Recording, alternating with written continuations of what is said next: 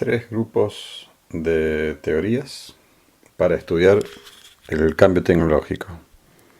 Bueno, lo que vamos a hacer ahora es continuar con el razonamiento del video anterior, que es el de la introducción, donde estuvimos viendo algunas definiciones, sobre todo para entender la economía del cambio tecnológico como una definición, entendiendo qué es economía y de qué se trata esto del cambio, y específicamente ver la cuestión metodológica de la ciencia para entender esa palabra de cambio.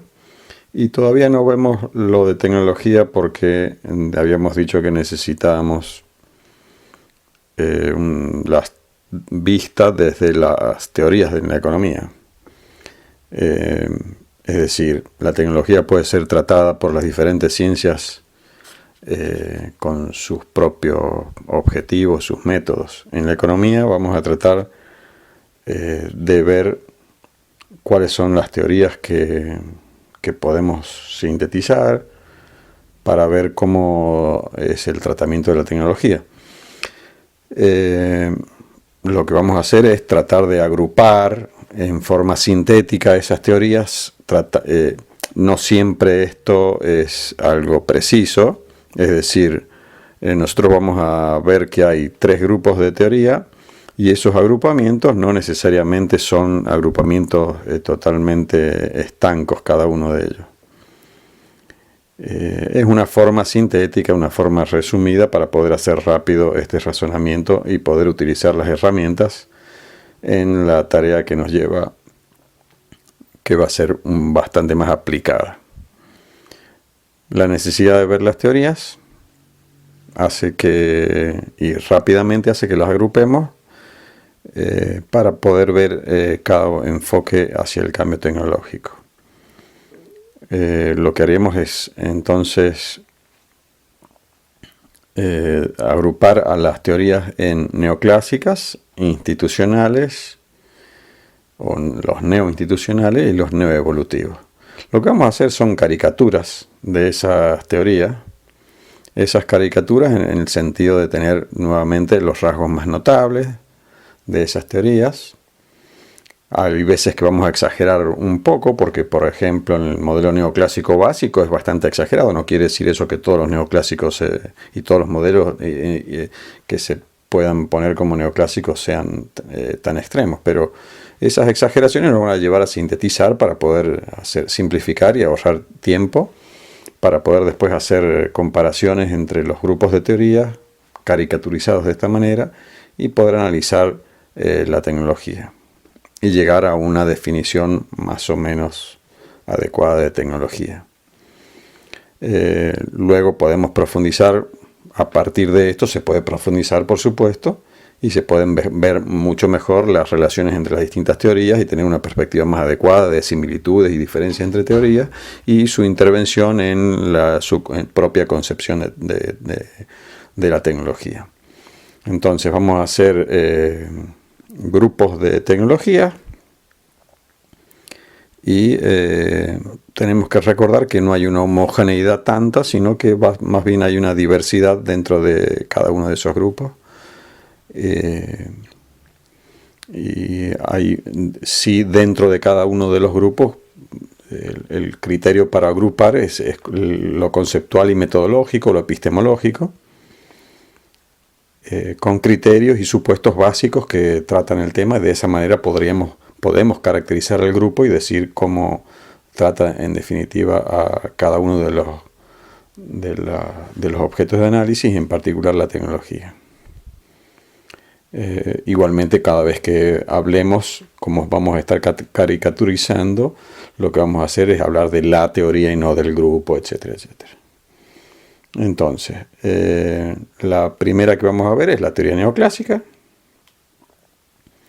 La teoría neoclásica es la que se denomina la corriente principal, es la que se estudia básicamente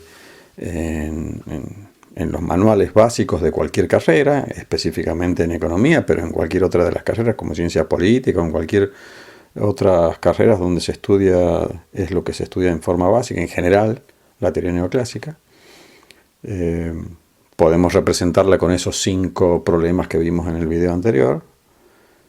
Y la cuestión, igual que dijimos antes, que lo central era ver los supuestos básicos para poder mirar ese mundo neoclásico.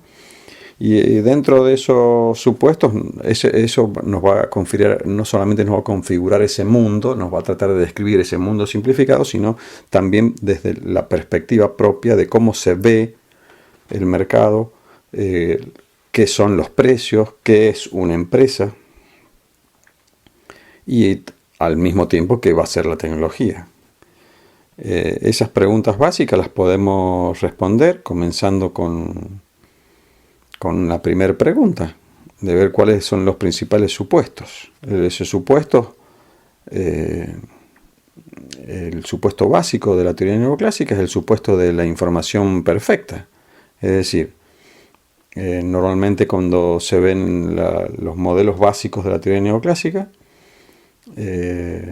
hay un conjunto de supuestos, pero nosotros esto lo vamos a ver con detalle después, pero vamos a ver que el supuesto esencial para el modelo neoclásico, para los modelos, las teorías neoclásicas, es el supuesto de información perfecta. ¿Qué es eso de información perfecta?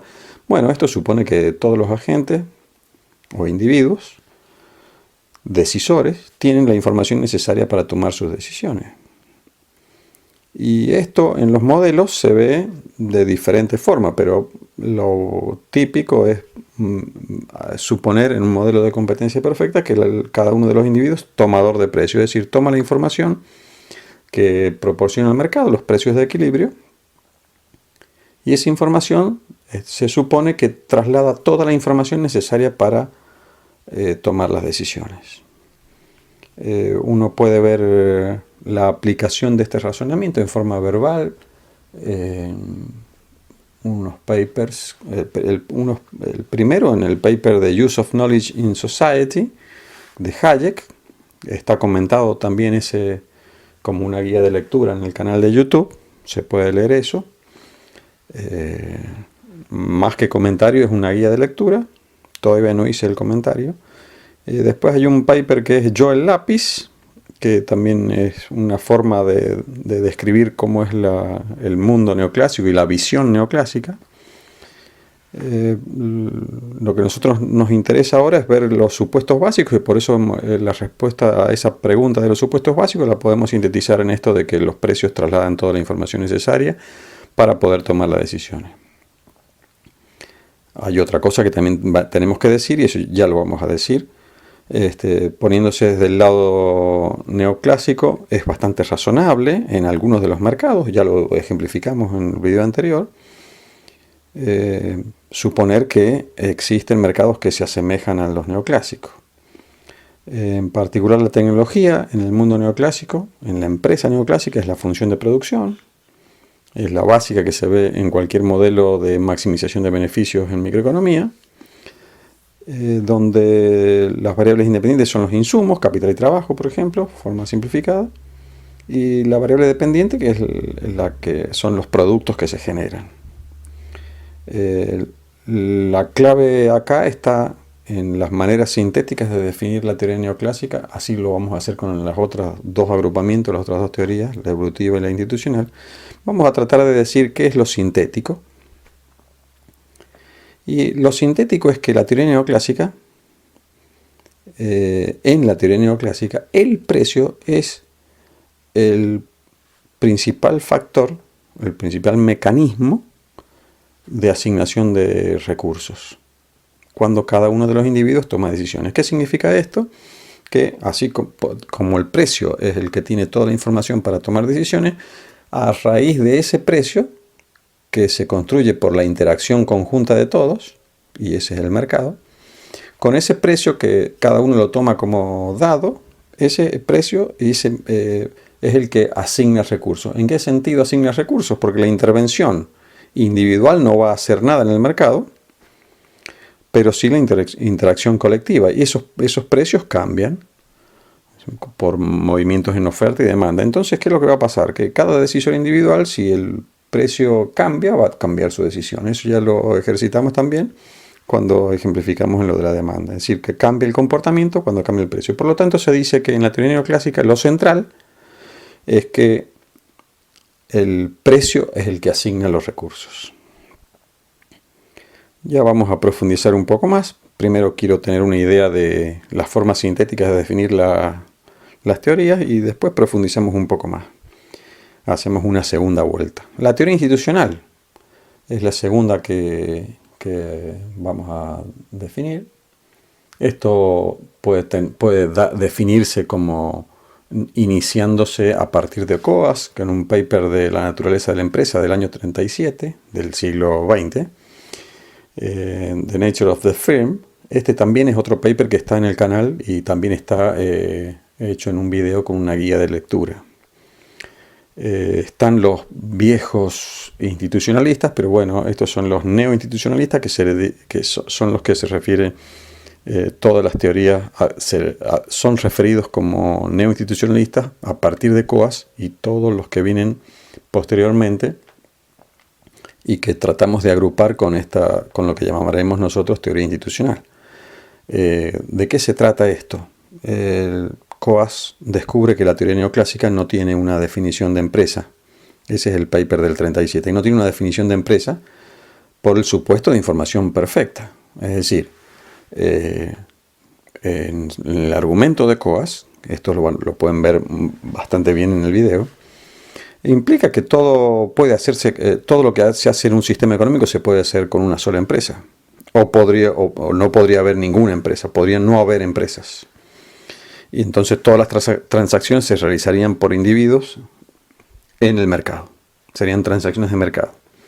Entonces él clasifica las transacciones que son de mercado y las que están dentro de las empresas. Las que son de mercado son por asignación por precio. Las que están dentro de las empresas son por reglas. Esas son las instituciones. Ya después lo veremos bien a esto. Entonces, si hay un mundo neoclásico con información perfecta, podría suceder que existan o no empresas. Ese es el paper del año 37. La cuestión es que lo que dice Coase es que si yo relajo el supuesto de información perfecta y permito que existan costos de transacción, ¿qué son los costos de transacción? Esto es lo que se inventa Coase. Es el costo de obtener el verdadero precio de las transacciones. Cuando las características de los bienes que se transan no son fáciles de medir y están involucradas interdependencias estratégicas, ya veremos bien qué es esto. Entonces, las reglas son las necesarias para realizar esas transacciones, en la medida que disminuyen ese costo de transacción. Es decir, siempre hay un costo de transacción, esto es lo que no está visto en el mundo neoclásico. Ese costo de transacción puede ser definido en las transacciones de mercado o en las transacciones dentro de una organización. Dice Coase, si el costo de transacción es más barato hacerlo en una organización, entonces es como se crean las empresas. Esa sería una forma de explicar básica de por qué existen las empresas. Ese es el paper muy famoso de Coase, que también obviamente ganó el Nobel con estas cosas. Una forma, ya vamos a profundizar esto, una forma específica es que de levantar el supuesto de información perfecta sería, por ejemplo, la asimetría de información. Esto también lo explicaremos, sintéticamente qué es esto de asimetría de información. Por decirlo de una forma sencilla, en el modelo neoclásico suponen que las transacciones están hechas con el mismo conocimiento, la misma información por parte de los dos puntos de la transacción, ambas partes de la transacción. En cambio acá, si hay un individuo en la transacción que tiene más información que otro, ahí está la asimetría, y lo que genera son dos problemas básicos, la selección adversa y el riesgo moral. La selección adversa sería generar un problema, un costo que podría llegar a ser tan alto que no se haga la transacción. ¿De qué se trata esta de la selección adversa? Esto es un problema que estudió Akerlof y demostró específicamente en un modelo matemático, por el cual también ganó el premio Nobel. Y es el famoso problema de los limones o de los autos usados. Es decir, si el comprador no tiene información la misma que el propietario del auto, entonces el precio de mercado va a ser un precio promedio. Por lo tanto, es probable que los que tengan un muy buen auto usado no ofrezcan ese precio promedio porque es muy bajo. Por lo tanto, pueden que esas transacciones desaparezcan. El riesgo moral es otra forma de asimetría de información, es cuando ya se hizo un contrato, ex post el contrato, y es cuando la gente cambia el comportamiento por estar ya asegurado. Esto se usa mucho en los ejemplos de seguro. Lo veremos con bastante más profundidad luego. Pero bueno, de todas maneras, estos son problemas de información que se han probado muy importantes y que salen del modelo neoclásico porque levantan el supuesto más importante del modelo y generan todo un grupo de teorías que son institucionalistas. ¿Por qué? Porque hacen falta reglas para poder solucionar ese tipo de problemas. El problema de la selección adversa o el problema del riesgo moral se soluciona con reglas. Y por eso es la teoría institucional. Las instituciones son reglas, ya lo veremos también. Una manera sintética, que es lo que me interesa para ser breve en la consideración inicial de la teoría, una manera sintética de definir la teoría institucional es que no solo los precios asignan recursos, sino también son las reglas las que complementan a los precios para poder asignar recursos. Por lo tanto, la teoría neoclásica es complementada con la teoría institucional, de esta forma. La teoría evolutiva genera una crítica profunda a la teoría neoclásica en su concepción de la tecnología. Y esto está más cercano, o visiblemente más cercano, a nuestro tratamiento de la tecnología. La teoría neoclásica considera que la tecnología que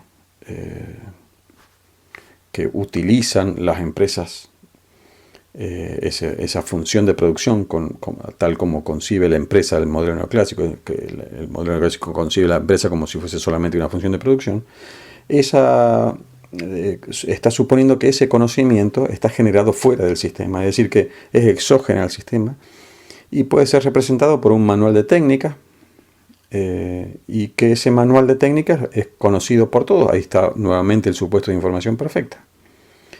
En cambio, la teoría evolutiva, ¿qué es lo que dice? Que el concepto este es erróneo y la base del argumento es la de Schumpeter. En los años 40, Schumpeter, austríaco, dice que la competencia entre las empresas no es por precio, es decir, no es por la reducción de costos, sino que la competencia básicamente es por innovación. Y es claro que lo que está haciendo la empresa para competir por innovación es que al mismo tiempo que está compitiendo, está desarrollando tecnología. Por lo tanto, esa tecnología es endógena y no es ningún manual, sino que se está produciendo continuamente, todo el tiempo se está renovando, y esas son las innovaciones. Por lo tanto, esto hay que explicarlo dentro del modelo.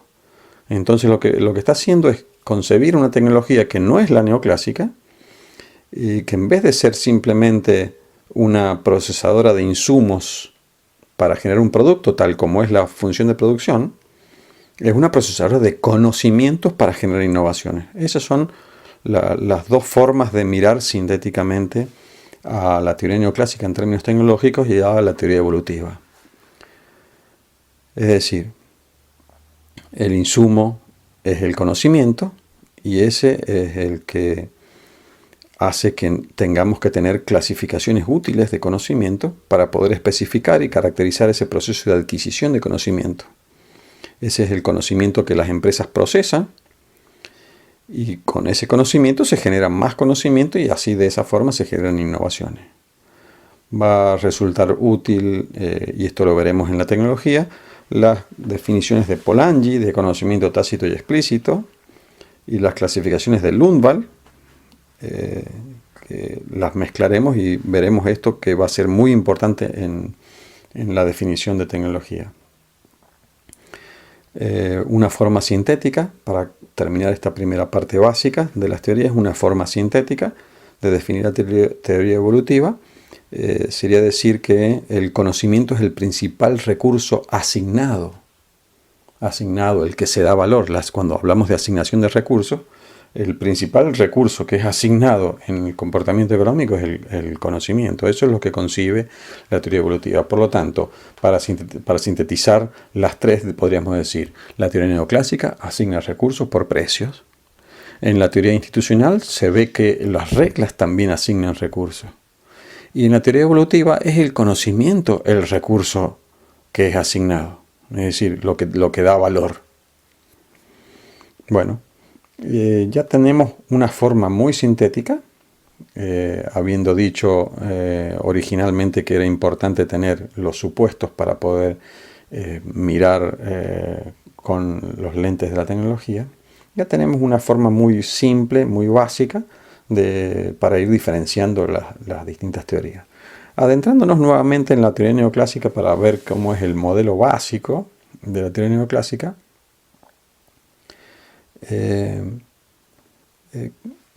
siempre se inicia con el modelo básico, como dijimos, que está dentro de esos 5 problemas que estaban en ese video que habíamos mencionado anteriormente. Esos modelos básicos que están matematizados y están formulados como una maximización, que generan las ofertas y demandas, y así podemos recrear todo el sistema o cualquier parte de él. Ya vimos que la metodología individualista y los supuestos que tiene estas teorías se pueden centrar en el supuesto de información perfecta, pero podemos ir desgranando un poco más los supuestos para ver cómo funciona todo este sistema neoclásico de ver la economía. Muchas veces en algún manual sintético se pueden mirar los supuestos como una lista, y en esa lista va a estar el supuesto de información perfecta. Después pueden mencionarnos el supuesto de atomización del poder, es decir, que cada individuo es pequeño para poder influir en el mercado, el supuesto de libre entrada y salida, la maximización individual.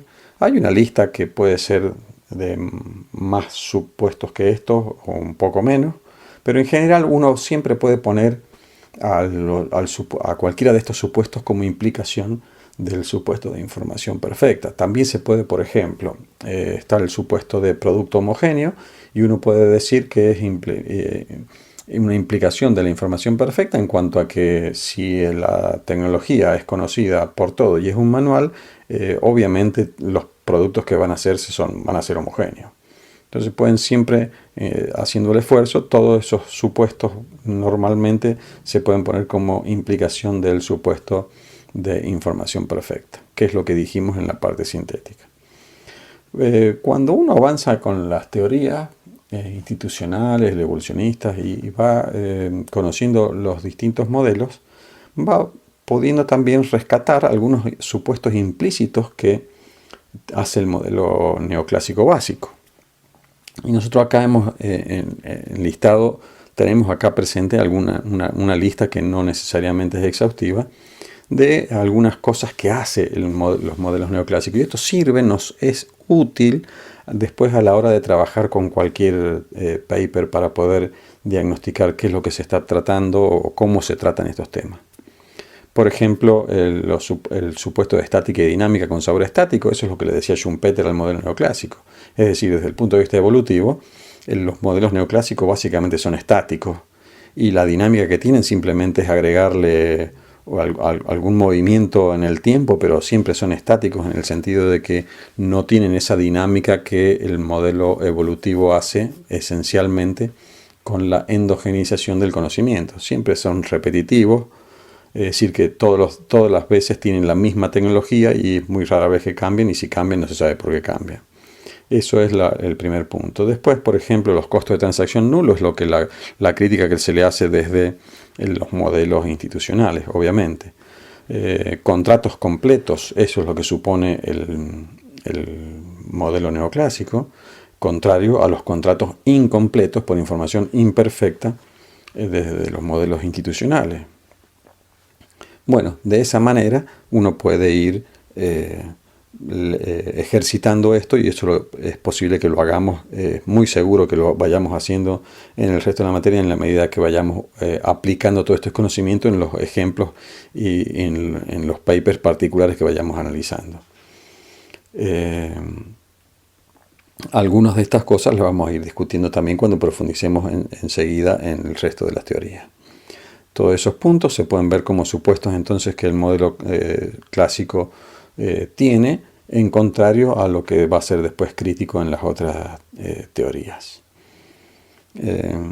Son todas dificultades que tiene el modelo neoclásico, obviamente, y por lo tanto no puede, esos problemas que las otras teorías pueden tratar a raíz de suponer el modelo neoclásico de esta forma, son problemas que no pueden ser tratados bien con la teoría neoclásica. Bueno, entonces lo que vamos a hacer ahora es pasar a los supuestos de la teoría institucional. Vamos a explicar un poco más eso, lo de la teoría institucional. Y la teoría institucional, que ya dijimos que parte de Coase, y su concepto principal, que es el costo de transacción, es complementaria a esta teoría de la teoría neoclásica, ya lo dijimos, simplemente levantando el supuesto principal, que es el de información perfecta. Vamos a hacer un ejemplo esto de que dijimos recién, si recordamos, que era la cuestión del tratamiento de qué cosa es una empresa. Supongamos que tenemos un mundo neoclásico. Si tenemos ese mundo neoclásico, lo único que importa es el precio para asignar recursos. Eso significa que toda la información la tiene para el decisor, está en el precio, y por lo tanto solamente se toman decisiones en base al precio. No es difícil pensar, por ejemplo, en el mercado de valores, donde un inversor simplemente mira televisión o lee el diario o prende la computadora, mira el listado de los precios y en función de eso toma las decisiones de invertir más o de invertir menos en cada una de las acciones o bonos o lo que sea. Entonces, ese sería un mundo bastante neoclásico y donde podríamos pensar siempre de esa manera. Ese sería el desafío. Entonces, supongamos, como dice Coase, que tenemos este mundo neoclásico. Vayamos a un ejemplo que no sea tan sencillo como ese. Por ejemplo, veamos qué pasa con las universidades, lo que ustedes están haciendo. Es decir, pueden ustedes contratar en realidad en un mercado online los docentes y simplemente en función del precio. Entonces, uno, ¿qué es lo que estaría haciendo? Mira a los docentes por internet, ve lo que están ofreciendo y en función del precio uno simplemente compra y así va comprando todas las materias, va tomando todas las materias y las va comprando, y de la misma manera después en algún momento ofrece su trabajo y un empleador solamente también tomará la decisión por el precio. ¿Qué significa? Que mirará en vez de, o sea, solamente lo único que va a hacer es mirar lo que ustedes cobrarían, y en todo caso, si quieren mirar lo que ustedes han hecho, le pedirá la cuenta de cuánto ustedes han gastado en conocimiento. Es decir, como que el precio sería la única variable decisoria. Y de esa manera los contrataría. Todo de la misma manera, simplemente con el precio como la única información posible, porque se supone, como en el mundo neoclásico, que toda la información relevante para la toma de decisiones está llevada por los precios. En la actualidad, obviamente, que uno puede encontrar cursos online en cualquier parte del mundo, y muchas veces esos cursos online se contratan, y muchas veces se piden online solamente alguna pequeña demostración, y todo eso, en el mercado de los programadores esto es usual, y por lo tanto puede ser que suceda que se llegue a un mercado similar a lo que estábamos diciendo, bastante neoclásico, pero hay algo que es real, que no lo hacemos así a todo, mucho menos para una universidad. Y la pregunta es ¿por qué? Es decir, ¿por qué? ¿Por qué no hacemos esto? ¿Por qué ustedes no han hecho esto con sus carreras? Lo obvio y la respuesta de Coase es que existen los costos de transacción. Entonces, veamos para ver con más detalle qué son estos costos de transacción en el caso particular. Y es que verdaderamente el costo de transacción, como dijimos, es el costo de conseguir el verdadero precio. En nuestro caso, el verdadero precio, ¿cuál es? En realidad que no importa tanto el dinero que se gaste en obtener el conocimiento. Lo que importa básicamente es la calidad de ese conocimiento. Y eso es muy difícil de obtener a priori. No solamente por parte de un alumno que va a contratar a un profesor, sino también es muy difícil obtener a priori que una empresa conozca solamente con el precio, con la cantidad que contratamos nosotros docentes, con la cantidad de dinero que gastamos en conocimiento. Es muy difícil que un docente contrate a alguien solamente con eso. Entonces, ¿qué es lo que va a tener que hacer? Va a tener que, tanto el alumno como si no existiera en la universidad, tanto el alumno como el empleador de ese futuro egresado, ese futuro proponente de un trabajo que ya adquirió conocimiento, van a tener que gastarse mucho dinero en averiguar esa calidad. Esos son los costos de transacción. ¿Por qué? Y porque son costos que van a tener que tratar de medir la calidad de ese conocimiento, y por lo tanto no es solamente el costo del trabajo que nos van a pagar o del conocimiento o las enseñanzas que nos van a brindar. Es decir, más allá de los precios, eso hay que hacer todo un costo para averiguar el verdadero precio. Y después, si hay fallas, luego de contratar, si hay fallas, es el precio de ver quién es el responsable de todas esas fallas. Es decir, si hay alguna falla posterior de la contratación, ¿quién se hace cargo de todos los costos de esa falla? Y obviamente son todos costos que deben ser menores, supuestamente, cuando está una universidad de por medio. Para eso va a existir una universidad, para disminuir el costo de transacción de los individuos que aisladamente hacen transacciones de mercado solamente con el conocimiento y tienen demasiado costo en averiguar la calidad de ese conocimiento. Entonces la universidad, ¿qué es lo que haría? Armaría una organización, contrataría a un docente y a ese docente le diría: hoy tenés que hacer esto, hoy tenés que hacer aquello, etcétera, etcétera. Entonces nos alivia al individuo, al alumno, le alivia la calidad de ese docente y de lo que continuamente está dando. Y lo mismo pasa con las empresas. Cuando contrata a alguien, el diploma, el certificado le estaría garantizando por parte de la universidad y también el ministerio y todas las otras reglas que están constituidas, instituciones que están constituidas alrededor de esto, le aliviarían el costo de tener que estar averiguando la verdadera calidad, o después el costo de ver quién soporta el costo de las fallas de los contratos. Entonces todos esos costos son evitados con unas transacciones que, en vez de hacerse por el mercado, se hacen dentro de una empresa.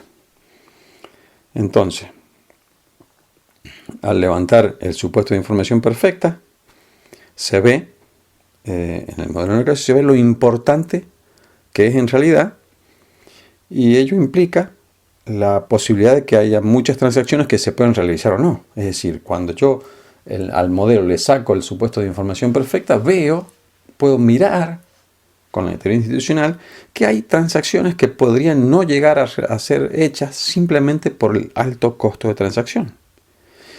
Y ese alto costo de transacción podría ser evitado si se construyen reglas. Las empresas serían como una regla para disminuir ese costo de transacción y que pueda existir esas transacciones, quizás existir un producto. Coase argumenta el nacimiento de una empresa con esto, pero en realidad hay muchas reglas que existen en las sociedades, en la economía, en los sistemas económicos, que posibilitan la existencia de transacciones. Algunas son transacciones de mercado, otras son transacciones de empresa. El mecanismo de cómo se organizan estas transacciones tiene que ver con dónde es más barato en términos de costo de transacción. En conclusión, hay transacciones de mercado, transacciones dentro de la empresa. El caso de la universidad, lo que hace la empresa es disminuir los costos de transacción de los individuos y de los empresarios que quieren contratar a esos individuos. Y esas son todas transacciones dentro de la empresa, las que hace la universidad. No transacciones de mercado, como en ese mundo imaginario neoclásico donde no estaba la empresa universidad y habían transacciones solamente de mercado. Entonces, la creación de empresas es vista desde el punto de vista de los costos de transacción como una forma diferente de organizar las transacciones, diferentes a las del mercado, por supuesto, y que tiene como centro la generación de reglas. Entonces, COAS lo que hace es mostrar no solamente que los precios son importantes para asignar recursos, sino que el costo de transacción es el determinante en esa asignación de recursos. La generación de empresas es un ejemplo de cómo los costos de transacción pueden estar presentes y pueden generar nuevas formas de organizar la producción dentro de las empresas como alternativa a la producción de mercado. En general, lo que se hace es mostrar que las reglas son importantes en esa asignación de recursos. Tienen la oportunidad, no necesariamente lo hacen, pero tienen la oportunidad de reducir los costos de transacción. Esas son las reglas. Las reglas tienen la oportunidad de reducir. Hay veces que las reglas son malas y aumentan los costos de transacción. Y de esa manera es como pueden existir empresas reduciendo el costo de transacción, siendo la empresa un conjunto de reglas. Un conjunto de reglas, ¿por qué? Porque se contrata gente, se contratan recursos y por reglas se asignan recursos dentro de la empresa que son diferentes de las formas de asignar por precio en el mercado. Entonces, ahora sí podemos definir, y esto lo hacemos en función de North, Douglas North, otro premio Nobel, que las instituciones, ya el paper se los dejo también, el de Douglas North, las instituciones son reglas de juego. Y, por ejemplo, ¿cuáles son esas reglas de juego? Cualquier contrato es una regla de juego, las leyes, la Constitución. Y hay otros que son no tan explícitos como esto, escritos. Hay otros que son implícitos, reglas implícitas. Las reglas de la sociedad en general, las costumbres son implícitas y también son instituciones. Estas reglas están realizadas entre individuos o entre grupos de individuos. Pueden ser construidas o emergentes. Construidas son las leyes, los reglamentos. Las emergentes son las costumbres. Los usos y las costumbres son emergentes. Nadie quiere hacerlo individualmente y van emergiendo. Este es otro concepto que tiene que ver con Simon, otro premio Nobel. También les voy a dejar un paper para que puedan profundizar sobre este concepto de emergente. Entonces, ya tenemos toda esa tipificación de qué pueden ser las reglas o instituciones en general.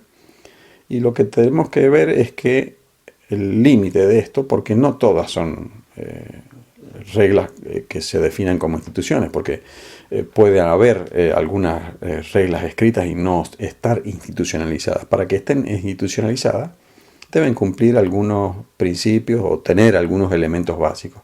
Esas reglas deben estar acordadas, es decir, que debe haber un acuerdo en el grupo donde prevalece esta regla. Ese acuerdo no quiere decir que sea unánime, y eso es lo que me hace ver el segundo elemento constitutivo de una institución, y es que para lograr aquel acuerdo tiene que haber un mecanismo de distribución de poder. Hay un mecanismo que asigna una distribución de poder para ver cuánto vale el voto de cada uno para poder hacer ese acuerdo. Y luego, como algo importante y que muchas veces no está, es el mecanismo de coerción. El mecanismo para forzar el cumplimiento de esa regla. Si no, no existe como institución. Entonces, un elemento importante de los costos de transacción y que surge por el supuesto de información no perfecta, es que ese nivel del costo de transacción depende de la forma en que puede ser no perfecta esa información. Es decir, hay distintas maneras en que puede no ser perfecta esa información. Y esas distintas formas pueden ser desde la asimetría, como dijimos en algún momento, puede ser la información, esa es la información asimétrica, pueden ser los contratos incompletos, puede ser la racionalidad limitada. Son distintas formas que puede tomar la información no perfecta. Pueden haber mercados incompletos, eso ya lo vamos a ver con externalidades o bienes públicos. Esas son distintas formas que pueden tomar la información no perfecta. Ya tenemos entonces una descripción de la teoría neoclásica básica, la síntesis, la de la institucional, y ahora lo que vamos a hacer es poner a la teoría evolutiva. Vamos a tratar de hacer ahora una síntesis de la teoría evolutiva. El modelo de destrucción creadora, que ya lo mencionamos recién, es el modelo que critica básicamente el modelo neoclásico y específicamente la función de producción neoclásica.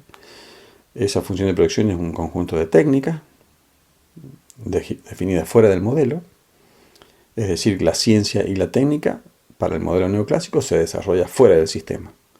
Puede ser considerado como un manual, como el maná que cae del cielo a este sistema. Es conocimiento común, por eso es de la información perfecta, conocimiento común de todos, y no depende de las fuerzas económicas en su generación. Esa es una de las claves del problema, digamos, de esa tecnología. ¿Qué es lo que están suponiendo también implícitamente los neoclásicos con esto? Es que es reversible. La historia no importa. ¿Qué quiere decir esto? Muchas veces uno habrá visto la frontera de posibilidades de producción en un manual de macroeconomía o de micro, donde la frontera de posibilidades de producción en un eje cartesiano de bien X, bien Y, tenemos una frontera y donde uno puede cambiar desde un punto de ciertas cantidades de X o de Y a otro, el tradicional ejemplo de mantecas y cañones, que es lo que hicieron en la industria de Estados Unidos en la Segunda Guerra Mundial. Entonces fácilmente se cambia de un punto a otro de la frontera y listo, no se explica demasiado cómo, sino más bien que el modelo neoclásico está suponiendo que hay una flexibilidad y que la historia de cada uno no importa. Podemos ser especializados en una cosa en un punto del tiempo y si hace falta por cambio de precio relativo, cambiaremos todo y seremos especialistas en otra cosa. Esto no siempre es así y obviamente que ese supuesto es demasiado extremo. Obviamente que esto es criticable desde el punto de vista de la teoría evolutiva. Bueno, entonces no es que sea totalmente incorrecto que pueda haber un mercado de tecnología, y no es necesariamente incorrecto que pueda haber una cierta flexibilización en el conocimiento y las capacidades de los seres humanos, pero no extremos como lo está requiriendo y esto tiene que ver como implicación del supuesto de información perfecta. Entonces, esa caricatura del modelo neoclásico, que lo que hace es restringir las posibilidades de incorporar algunas características que que son reales, pero que se impiden que puedan ser descritas por el modelo neoclásico. Esa crítica es la que hace el supuesto del modelo de destrucción creadora de Schumpeter en los años 40 del siglo XX, por supuesto, definió este modelo para criticar a ese modelo estático neoclásico que ya dijimos, y que en vez de ser repetitivo todo el tiempo, la tecnología y la competencia por precios, solo simplemente describiendo que las empresas compiten por innovaciones, posibilita que pueda incorporarse dentro del modelo la generación de la tecnología. Esto es lo que hace esencial al sistema capitalista según Schumpeter. Entonces, la innovación es el centro de la competencia para este modelo y la tecnología siempre se está construyendo. Es decir, no existe ningún manual fijo y que todo el mundo conoce. Entonces, cuando una empresa procesa la información y genera innovaciones, lo que está haciendo es crear un monopolio temporal hasta que otra innovación supera a esa. Otra innovación puede ser propia o ajena. Entonces lo que se hace es destruir lo anterior creando algo nuevo. Esa es la destrucción creadora. Entonces, en vez de tener una empresa que tiene insumos de capital y trabajo, procesándolos con la función de producción y generando productos, lo que se tienen son insumos de conocimiento que se buscan, esos conocimientos se buscan en lo que se va a llamar sistema de innovación.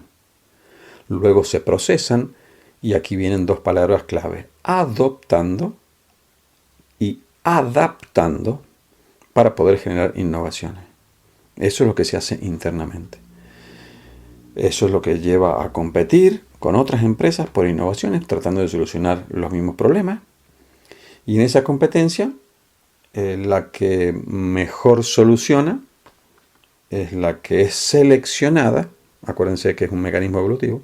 Es seleccionada por los mecanismos de selección. Esos mecanismos de selección son idiosincráticos en los mercados, igual que las formas de procesar el conocimiento son idiosincráticos a cada empresa. Idiosincrático quiere decir que es particular y no puede ser replicado por otra. Y eso tendrá que ver con alguna cosa que vamos a decir, y ya dijimos, del conocimiento implícito, que es una de las clasificaciones de conocimiento de Polanyi. Entonces, el modelo schumpeteriano, vale la pena decir que, más allá de que Schumpeter lo inventó en los años 40, el modelo matemático fue desarrollado en los 70, donde vamos a ver que en esos años se pone en crisis toda la ciencia, no solo la economía, y todas las cuestiones sociales en los años 70, y alguna de las cosas fue en economía también, donde se generaron básicamente los modelos, sobre todo el avance más importante en los modelos institucionales y en los modelos evolucionistas. Nelson y Winter en los 70 escriben los modelos matemáticos del modelo de destrucción creadora. Richard Nelson y Sidney Winter. Esos son los que comienzan a modelar la realidad de la tercera revolución tecnológica. Ya vamos a ver estas cuestiones históricas. Simplemente combinando, han desarrollado el modelo evolutivo, pero obviamente que siempre hay una combinación con lo neoclásico y lo institucional. Ya veremos que la teoría evolutiva es la que es central desde los 70 hasta nuestros días, y es la que mejor explica los últimos desarrollos de innovación tecnológica. Bueno, hay un video que les sugiero, y ese video es donde explico cómo Coase explica qué es una empresa, y también se aplica estas concepciones institucionales y evolutivas. Ese video está en el canal, y esa es la dirección de ese video. Bueno, hemos terminado con la descripción sintética de las teorías, recordando que lo importante es que una mira al precio como asignación, otro le incluye las reglas, y otro ve que lo central que es asignado es el conocimiento. Esas son tres pautas básicas para poder mirar los distintos tratamientos de la tecnología, y una forma de entrar a los modelos, una forma sencilla de entrar a los distintos modelos para ver y para ir acumulando las herramientas de cada grupo de teorías para poder tener alguna disquisición ordenada en términos teóricos de la realidad. Ahora lo que vamos a hacer es continuar con las definiciones de tecnología. Ese será el próximo video.